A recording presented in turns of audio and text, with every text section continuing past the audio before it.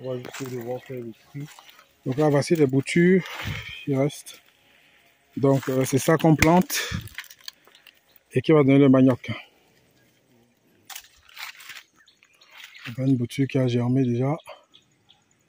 Vous voyez comment les racines sortent déjà. Ouais. Parce qu'elle est en contact avec le sol, elle cherche déjà à s'infiltrer dans le sol.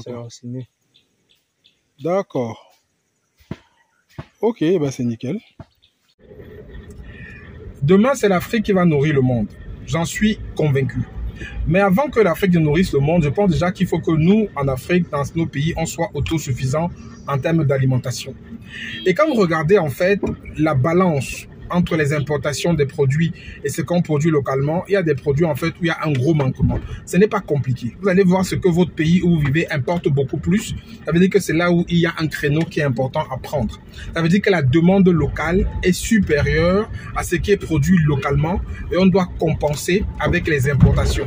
Ça, c'est un indice pour trouver en fait un produit que vous pouvez lancer en agriculture. Donc moi j'ai fait cet exercice là et j'ai décidé en fait de me lancer dans la production de manioc. D'accord, donc aujourd'hui je suis arrivé au Cameroun, ce matin avec un voyage qui a été un peu rocambolesque, hein. On a dû changer d'avion, bon il y a eu pas mal de soucis lors du vol, mais Dieu merci je suis arrivé sain et sauf. Donc là maintenant je vais sur le projet, donc dès que j'arrive je vais commencer à travailler, je suis avec les équipes. On va sur le projet de plantation que j'ai démarré il y a un mois environ parce qu'effectivement j'ai travaillé dessus pendant quelques temps pour peaufiner le projet et là on a mis les boutures en terre il y a environ un mois parce que vous savez le manioc a des périodes, il y a des périodes dans lesquelles le manioc il faut les planter suivant les régions et ici au Cameroun on a la région du centre et le manioc en fait doit être mis en terre entre mars et maximum début avril parce qu'après ça il va pas produire parce que le manioc va durer 8 à 10 mois et il y a une période précise dans laquelle il faut donc le mettre en terre. Donc on a donc fait ce projet. On l'a mis en terre, donc on va aller visiter ça. Et c'est un projet que j'ai fait pourquoi? Comme je dis, d'abord parce que le manioc est demandé d'abord localement. Aujourd'hui, il n'y a pas assez pour remplir la demande locale, ça c'est le premier point. Deuxième point, le manioc, on ne jette presque rien sur le manioc. C'est-à-dire quand je dis rien, c'est rien. Les feuilles de manioc, on les mange, on fait des mets avec, on fait des mets locaux ici qu'on appelle le sanga, le nkwem, on les mange bien. Les racines de manioc, alors ça c'est très bon, on peut faire beaucoup de choses avec. Déjà le manioc, déjà même naturel, est très bon. Le manioc, le tubercule en lui-même, il est très bon. Ensuite, on peut transformer le manioc en plusieurs choses, hein. On peut le transformer en amidon, on peut le transformer en farine de manioc pour faire du couscous de manioc, des beignets de manioc. On peut transformer, on peut faire des chips de manioc. On peut faire en fait plusieurs choses à base de racines de manioc parce que c'est vraiment un produit qui est très intéressant. Moi, j'ai pris l'option de le transformer en tapioca, ce qu'on appelle le gari. Bon, c'est ce que moi j'ai envie de faire. Et en plus, maintenant, il y a les boutures de manioc aussi qu'on ne jette pas parce que les boutures de manioc derrière, on peut les replanter pour pouvoir continuer à produire d'autres tubercules de manioc plus tard. Vous voyez en fait que le manioc, c'est quelque chose qui est très intéressant. C'est une culture qui est très importante en fait et qui est très demandée ici, que ce soit en local ou en export. Donc, j'ai lancé ça. Et pour le faire, je vous explique comment j'ai fait. D'abord, je ne me suis pas parti sur tout de suite une grosse superficie. Aujourd'hui, on est en train d'acquérir 12 hectares où on va planter ça par la suite notre projet qu'on veut faire à grande échelle. C'est ça la vision. La vision, c'est de faire 12 hectares plus tard. Mais pour l'instant, j'ai une petite terre en fait de 5 mètres carrés. Je vais d'abord tester le modèle.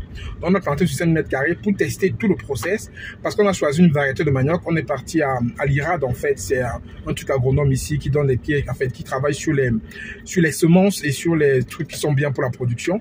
On a travaillé avec l'IRAD. On a donc trouvé je crois que c'est l'IRAD, hein, c'est bien ça. On a donc mon ingénieur agronome avec qui je travaille, qui va nous rejoindre tout à l'heure, a donc trouvé donc une variété de manioc qu'on va planter, enfin qu'on a planté et qu'on va aller voir. Et pourquoi j'ai pris 5 mètres carrés d'abord? Parce que je pense qu'il est d'abord important de tester la culture, tester le processus avant de passer à plus grosse échelle. Je ne peux pas commencer tout de suite à faire 12 hectares sans avoir testé le processus. Donc, sur les 5000, on va tester. On va être sûr qu'on maîtrise bien le process. On va être sûr que la variété qu'on a choisie produit correctement, qu'on peut très bien la transformer. Et c'est quand ça sera terminé qu'on pourra donc passer à grosse échelle. Donc, on va aller voir sur le terrain. On va vous expliquer les étapes comme les patients. On va expliquer tout ça. Donc, restez connectés. Appelle le nom. Il faut l'appeler, viens. Donc, où tu m'appelles, il va... Donc voilà un peu. Ok, ça marche sur l'autre. Donc voilà ce qu'on va donc faire. Donc là, je suis au Cameroun, il fait chaud. Il fait chaud là. Donc là, je suis avec un gars de mon équipe. Il est parti chercher l'ingénieur agronome. Donc on l'attend, il va arriver. Ok, donc là, On a récupéré Arsène. Donc Arsène dit bonjour. Bonjour. Oui, bonjour. Donc là, on va sur le terrain. Donc le lot, là, on a fait le manioc, c'est à Soie, du côté de Soie. Donc voilà, on y va. Et quand on est sur place, on vous montre tout ça. Allez, je vais juste...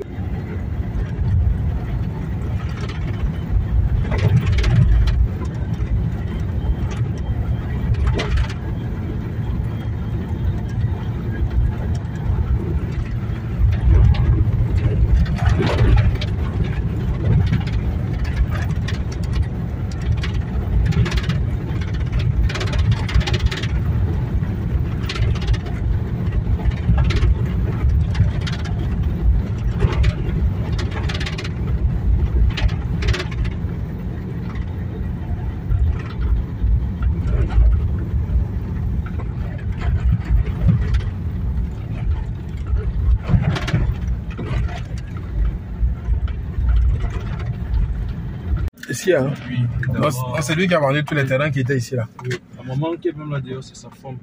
Il a vendu les terrains avec l'argent.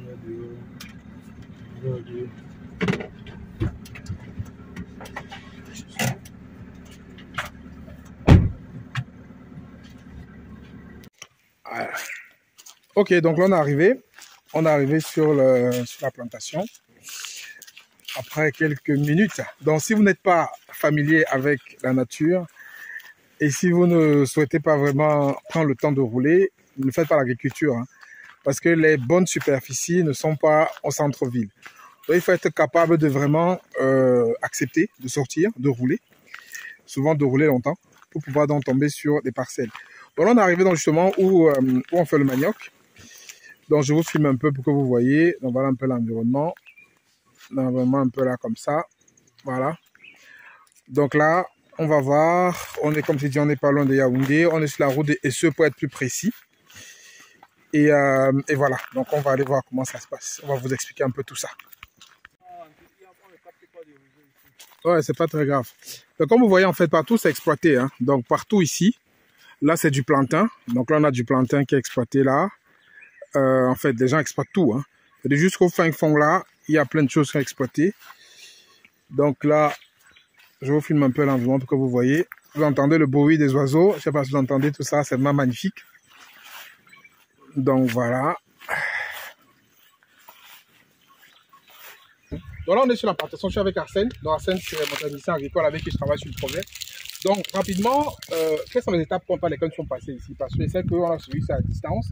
Est-ce que tu peux expliquer rapidement à la communauté comment est-ce qu'on a fait? Je pense que tu m'as sorti un très beau document que j'ai analysé. Mais quelles sont les étapes rapidement? S'il y a quelqu'un comme moi ou quelqu'un d'autre qui veut lancer son plantation de manioc, où il doit, comment il doit faire rapidement? Comment est-ce qu'il veut faire? Ok, bonjour à tout le monde. Déjà, la première étape semble évidente. Il faut avoir du terrain. Oui. Oui, au Cameroun, il y a les propriétés terriens, il y a des acquisitions par location. Vous avez envie de faire votre exploitation, vous cherchez un terrain, vous louez pour la durée de votre exploitation. Le manioc, il va de 9 à 18 mois pour certaines cultures. Oui. Donc, vous pouvez être sur 2 ans de location. Après cette étape, vous venez sur votre site. Ce qu'il y a lieu de faire comme travail ici, nous avons des arbres. On peut les abattre, ça dépend de la culture. Le manioc comme ça, idéalement, il faudrait les abattre. Oui. Mais si vous n'avez pas les moyens sur le coup, ou si vous avez des difficultés quelconques, on ne sait jamais, vous pouvez travailler. Avec oui. Donc on a préféré les laisser. Quoi. Oui. D'accord.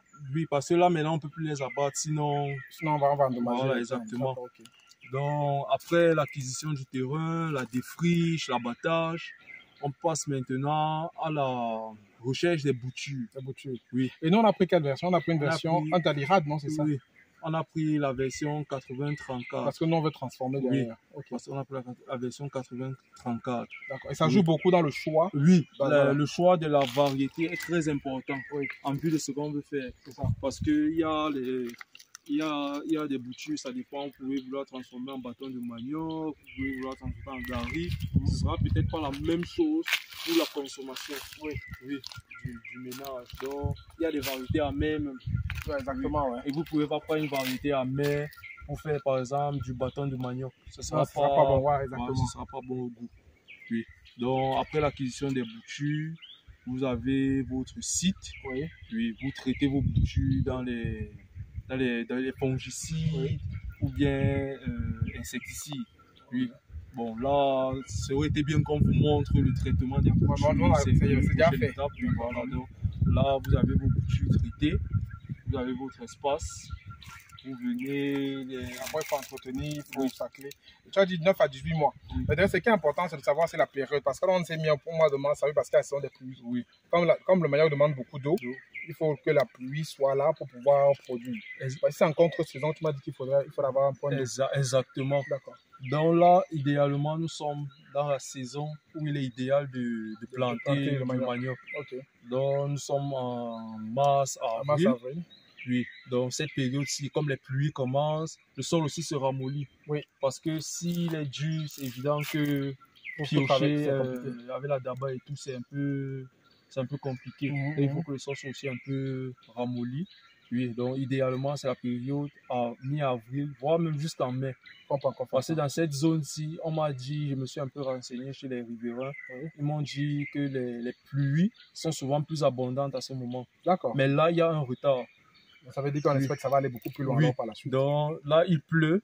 Ils m'ont dit il pleut cette semaine. Il pleut peut-être aujourd'hui. Il fait encore 3-4 jours. Alors qu'avant, il pleuvait Oui, alors qu'avant, à cette période, il pleuvait déjà. Ouais. Oui.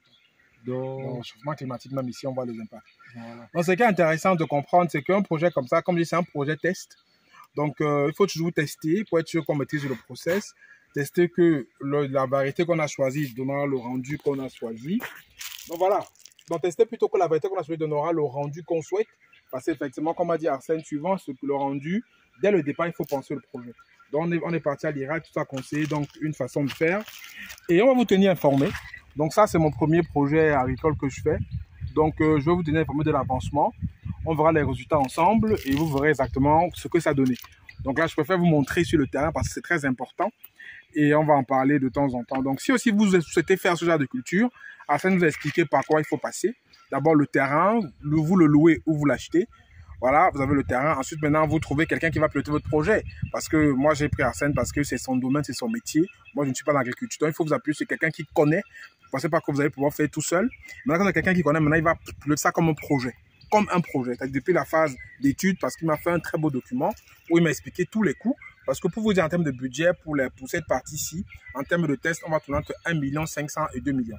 Pour tester ici tout jusqu'au bout. Donc, il m'a fait un document où il y a tous les coûts qui ont été établis. Et par la suite, quand je valide le document, donc, il m'a fait le planning des travaux, par quoi il faut commencer, comment, voilà. Après, il a cherché les personnes qui sont venues travailler avec lui ici. En fait, il a géré tout ça et c'est ce que je recommande, en fait. On ne peut pas tout faire soi-même, il faut trouver quelqu'un qui connaît. Donc, moi, j'ai délégué cette partie-là et je suis juste là pour contrôler, de temps en temps, superviser. Et on fait des réunions de temps en temps à distance. Il me montre sur le plan, sur le terrain, comment ça se passe. Et ça va. Et le manioc, aujourd'hui, c'est pas une culture qui est très fragile. Quand le manioc sort, il est costaud et c'est vrai que, comme les gens vont faire, je vous ferai le point. Ça marche bien, je vous dirai. Les erreurs que je vais rencontrer aussi, je vous dirai. Les échecs qu'on aura aussi, je vous dirai. J'espère qu'on aura le moins possible. Mais on aura bout jusqu'à la transformation. Je partagerai avec vous toutes ces étapes-là. Donc ça, c'était juste pour vous montrer. Donc c'est un de mes projets que je fais. Et restez connectés, on va en parler de temps en temps. Peut-être Sarah, moi, peut-être Sarah Arsène, peut-être Sarah d'autres gars de mon équipe qui vont vous envoyer des vidéos. Mais on va parler de ce projet-ci, du manioc que j'ai lancé. Et je pense que j'espère que d'ici un an et demi, je vous ferai déguster en termes de test le gari ou la matière première que j'aurai produit à partir d'ici. Comme je l'ai dit, l'idée c'est de transformer. Et le gari, en fait, c'est ce que j'ai envie de faire avec le manioc. Donc on verra ce que ça va donner et j'espère que dans quelques mois, je vous montrerai ça en direct, que voilà le résultat de ce que vous avez vu aujourd'hui. Donc voilà pour aujourd'hui. Donc je continue mes aventures au Cameroun, mes business que je continue à piloter. J'espère que ça va vous intéresser. Mettez un like, partagez et à très bientôt. Ciao, ciao.